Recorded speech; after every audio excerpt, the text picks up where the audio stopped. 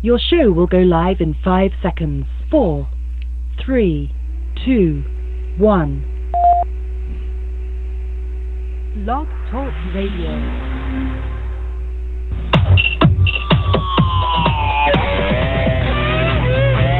Live from the Dean's Den, with your host, the Dean of Wrestling Referee Steve Kane, and from Sportskeeda.com, Lee Walker. Live from the Dean's Den, brings you the latest in wrestling news and wrestling opinion from two of the best journalists in the sport. So sit back, pop open a cold one, and get ready for Live from the Dean's Den.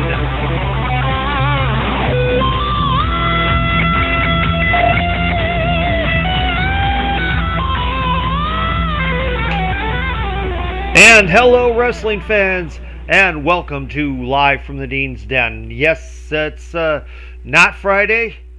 It is Tuesday. Well, this is the thing. I did do a show live Friday, and for some reason, and I'm checking my mic if you're wondering, make sure the switch is in the on position. And if you're wondering what happened, well, guess what? So am I. I'm still trying to figure that one out.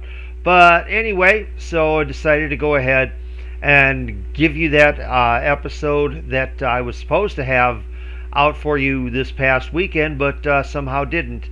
Now, quick note for all of you BTR listeners out there, there will not be a TNT this week because, after all, here in the U.S. it's Thanksgiving, so for us it is a holiday. There will be a Black Friday edition of Live this coming Friday, and hopefully it will all work out. We'll be able to be heard. Lee will be with us, and everything should go according to plan. Now, the following week, on Thursday, we will have the special Chaotic Katie birthday show on Thursday night. There will not be a live on Friday because this is one of those situations where, unfortunately, real life gets in the way of the wrestling business. My wife is having surgery that day, so I'm going to be tied up, and frankly, I'm not going to really be caring about anything concerning professional wrestling that day. All right, with that being said, this past Sunday was Survivor Series. Go over the matches rather quickly here. In the pre-show, the dual-branded Battle Royal, Dominic Mysterio thinks he's won, but instead, Miz comes back, eliminates him because he did not get thrown over the top rope and both feet onto the floor, so well, at least he didn't actually wind up going out until after he had slid back into the ring.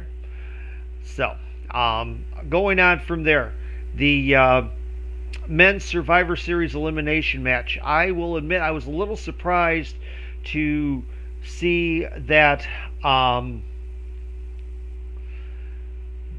the Raw team won with no eliminations whatsoever, and I'm still not exactly sure about that whole Seth Rollins Sheamus bit. Reminded me too much of the finger poke of doom, and for those of you who are too young to understand that one, look that up. It's, Google will show you a lot. So, then the third match, which I consider the match of the night, New Day versus Street Profits. This thing was over the top. Both teams hit everything that they could possibly hit, and then some. And some people are calling it the passing of the torch. I don't necessarily think that's the case. I think it's just that New Day is giving their SmackDown compatriots a bit of the rub, which is well deserved. So, no, not having the other stuff. Yeah, there are people who say, well, it's afternoon somewhere, but for me, I don't indulge that early. And that was for the video crowd. For those of you who are just listening on audio.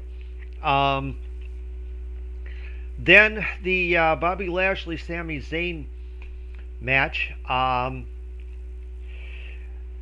Interesting little way to finish that up. It gives while Lashley gets his win.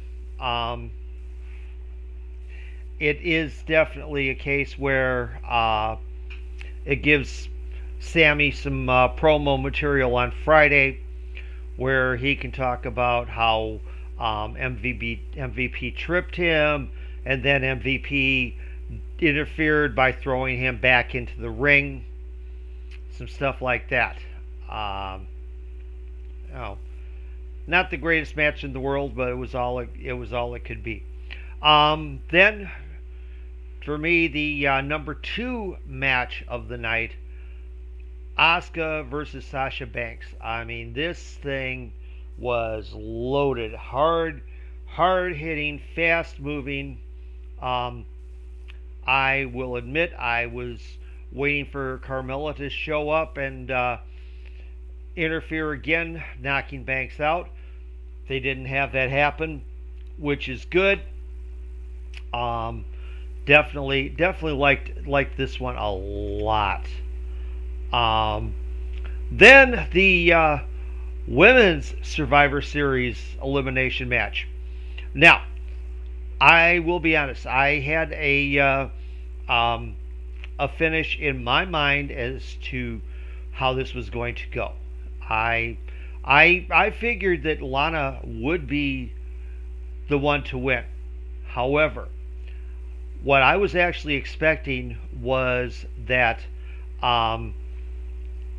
it was going to wind up with all of the other 4 Raw girls being eliminated.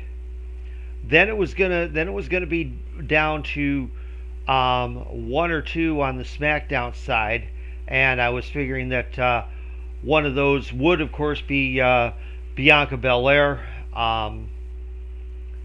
And I was kind of thinking that Natty might be the second one, and that somehow, Lana was going to get her revenge on Natty, and most likely that would have been the last elimination. It would have been some sort of shock elimination with Belair, which actually was the case when you really think about it. Belair and Jax battling to a double count out on the floor, and that nice thing about it is that Lana, who had done a video that was posted on Instagram, and also had her own WWE documentary talking about the mental health issues, which part of what she talked about without naming names was the fact that for all this time she had been traveling on the road with her husband Miro, and now suddenly he's out of the equation. And then, of course, the main event, Roman Reigns versus Drew McIntyre. Well, still a good match. Not one of my absolute favorites, but they did put on a good piece of work, and was very, well done. Jay coming in and helping out was, to counteract the dressing down he got from his cousin after SmackDown lost their Survivor Series match was a good touch. It helps keep that storyline going. Um, then of course the Undertaker farewell. Um, Interesting to see that. While Charles Wright, the Godfather, did dress like he usually dresses, but that's Charles anyway. It was interesting that Glenn Jacobs, Kane, was the one person who came out completely in gimmick. I'm not sure why they did that, but they did it. So, oh hey, um,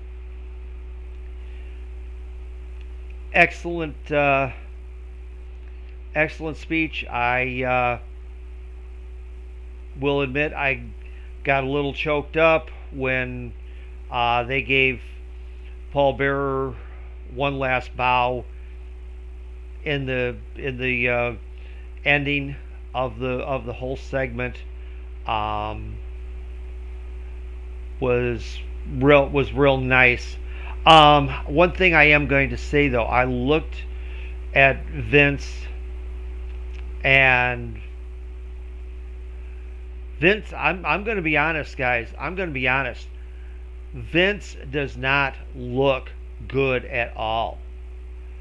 Now, I understand he's in his 70s, but I've known people in their 70s and 80s, even farther, that definitely looked a lot better, a lot healthier than Vince. And yet Vince is the guy who, of course, was such a workout fiend and all of that. So that makes you kind of wonder a little bit. Well, I don't know. I don't know what's going to happen here. So, okay, going to address a little issue here. A lot of you might know the name Drake Wuertz. Many of you might not. Drake Wuertz is official as a referee. He works primarily on NXT, but he has also worked Raw and SmackDown since they had to go to no crowd shows. Well, somebody, a supposed wrestling journalist, posted up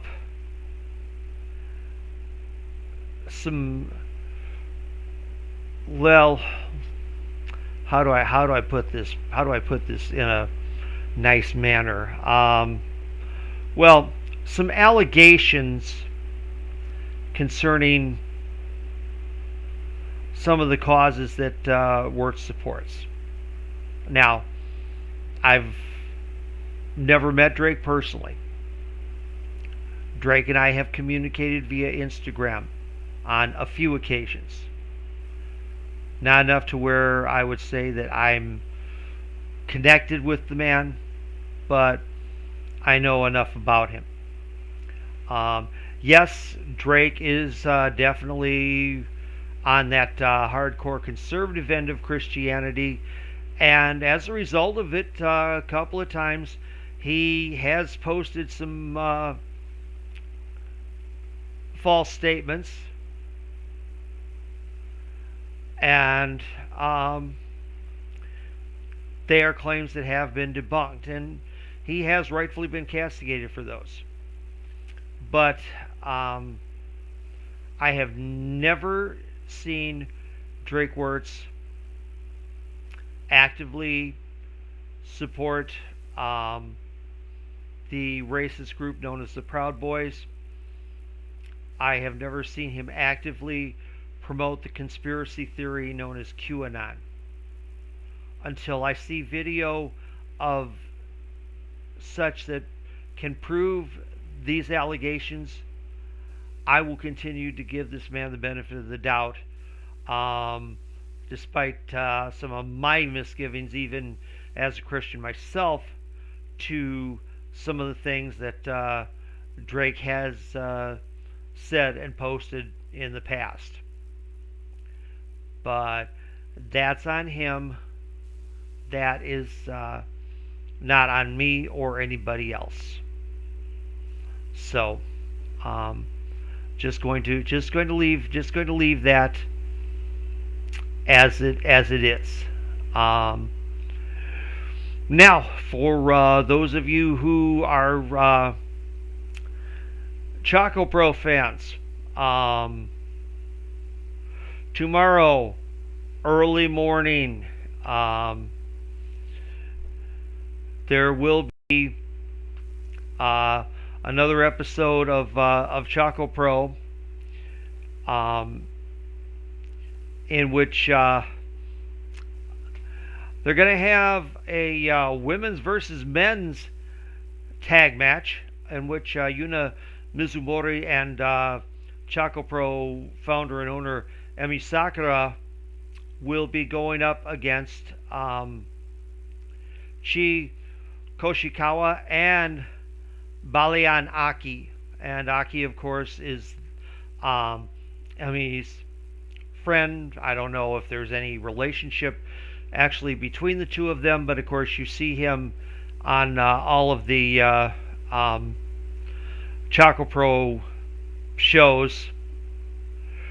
Then Mei Saruga will be up against Chonshiru.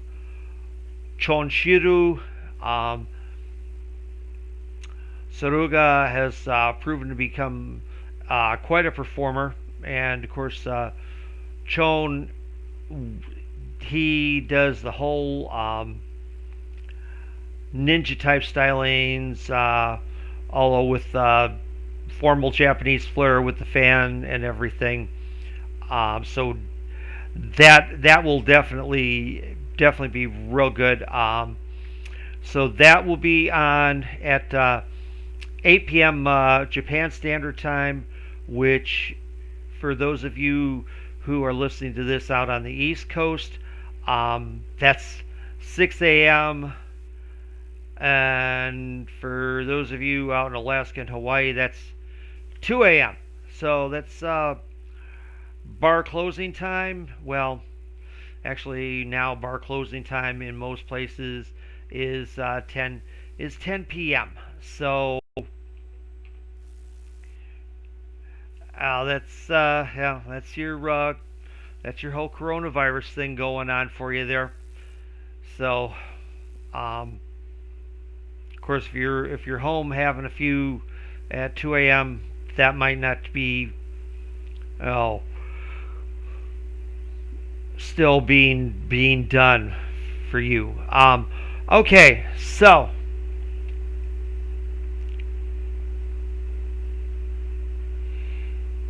now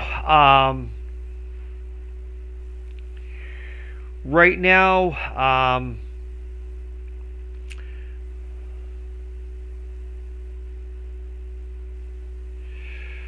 so I'm a little bit onto the lucha scene. An attempt to run a series of bullfights in Naucalpan was revoked by the local government. Now, the promoter said he was initially told by the government it was okay, only for the decision to be changed. This comes up because the bullfight promoter cited, quote, a wrestling show in Naucalpan being allowed to run indoors while he was running safely outdoors. And that promotion was IWRG.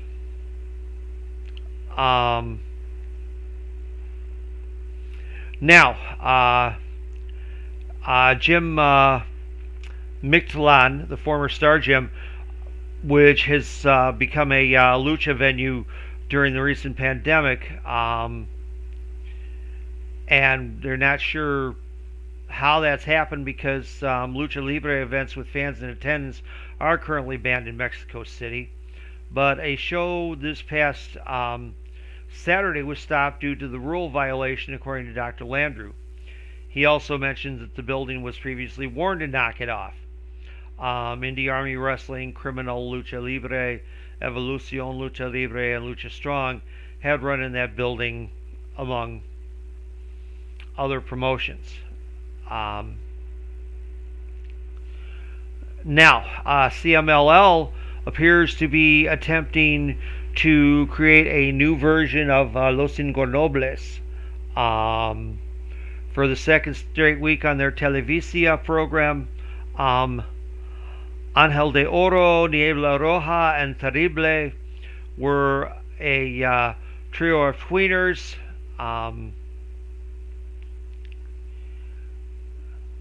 So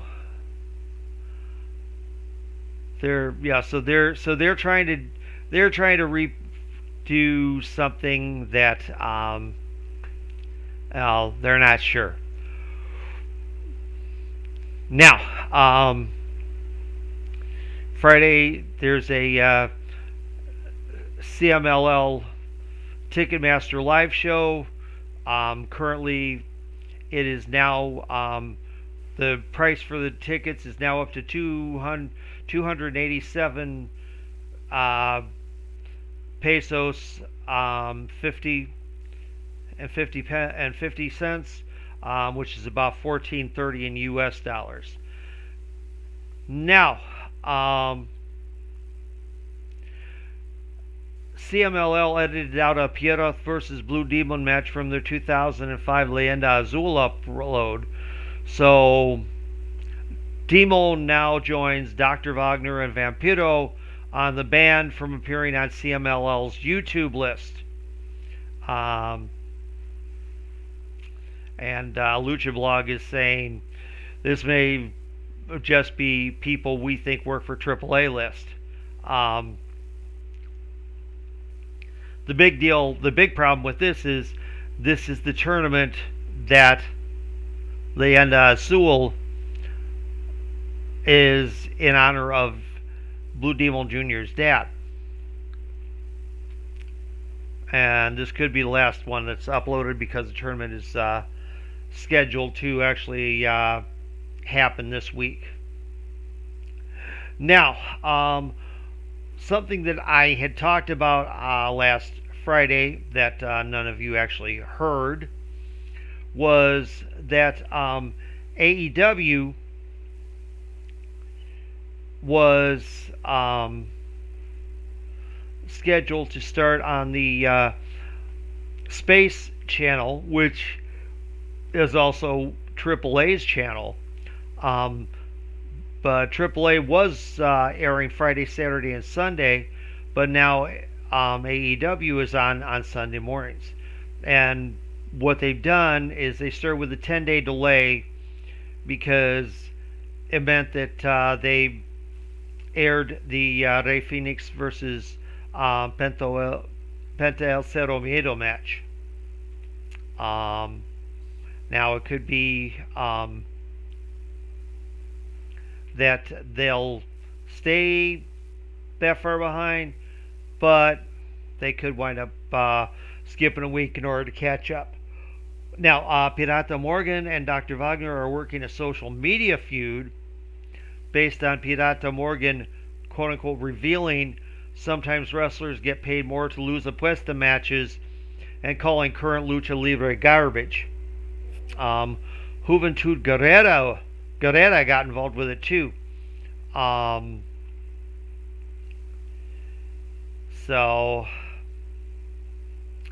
I don't know.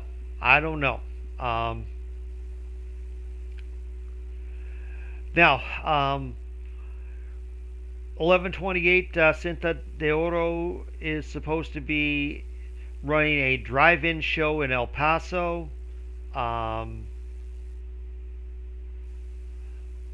It's supposedly a pay-per-view, but there's no information being found on that anywhere.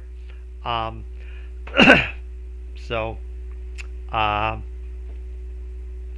just have to wait and see. Dorian Roldan is speaking on a panel on Wednesday. So that would tend to indicate that there won't be a Triple Mania press conference that day. The rumor is that they will be running in December, although there's still no official word on that yet. So, and then sad news: Sonora luchador / referee El Galan, Javier Isladora, passed away this past Saturday after a battle with cancer. So, definitely her thoughts and prayers go out to his family and friends. So, so going on, of course, if you watched Raw on Monday night, you saw the incident between Adam Pearce and Braun Strowman. So at this point, according to storyline, Braun Strowman is indefinitely suspended, meaning, of course, he's taking a bit of a vacation, maybe some rest up, heal up type things, and that. Either way, you won't see Braun Strowman on TV for a while. Now, according to Tony Khan, who was on TSN's Jay and Dan show, they were planning on coming to Canada. They were going to go to Toronto this past summer, but unfortunately, COVID, COVID stopped it. Like COVID has stopped a lot of things in the world. So, unfortunate chance for Canada not being able to get live AEW.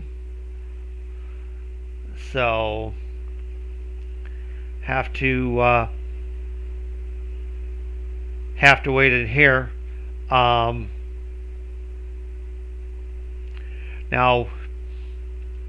Adam Pearce had to he threw an apology on his on his Twitter because when he did the one interview, he accidentally called Drew McIntyre, and he posted on Twitter, apologies to Mr. McIntyre, who is obviously the champion of something entirely different. And then he posted a picture of what he called a bump card. And so, hey, live TV botches happen, but that's definitely good that they were doing that like that. So hey, so good on Scrap Iron for going ahead and actually admitting that I botched it. So here, we're gonna have a little fun with it. Now, Omos is teaming up with WWE for charity sweepstakes. Talk about botches. With the winner and a friend getting the rare chance to meet The Undertaker and get a tour of the WWE Performance Center in Orlando, Florida. You and a friend will join The Undertaker for a tour of the WWE Performance Center. Form an unholy alliance with the dead man himself to create your own custom ring entrance. get to know one of the greatest wrestlers of all time, and take a photo to prove it. Score exclusive WWE merch, including a title belt signed by The Undertaker. Be flown out to Florida and put up in a 4-star hotel. Now, the nice thing is they say your safety and peace of mind is our top priority, so this experience will be scheduled when it's safe to travel and convenient for our partners. So this is good, and the tickets to be involved in this, what happens is that the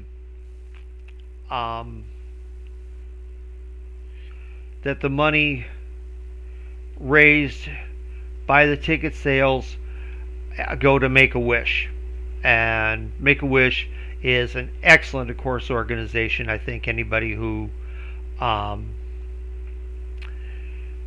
knows what Make-A-Wish does, and that is very, very likely to contribute. One final thing on the most recent Ring of Honor TV, Mike Bennett came back and made a save on Matt Taven. So yes, folks, it looks like the kingdom has come again. So that's it for now, wrestling fans. We'll talk to you again on Friday. This is the Dean signing off. You've been listening to Live from the Dean's Den. Live from the Dean's Den airs every Friday night at 10 p.m. Eastern on Blog Talk Radio. Replays can be found on Amazon Music, iTunes, Spotify, Anchor.fm, Google Podcasts, and wherever else you may get your podcasts. Thanks for listening, and we'll be with you next week.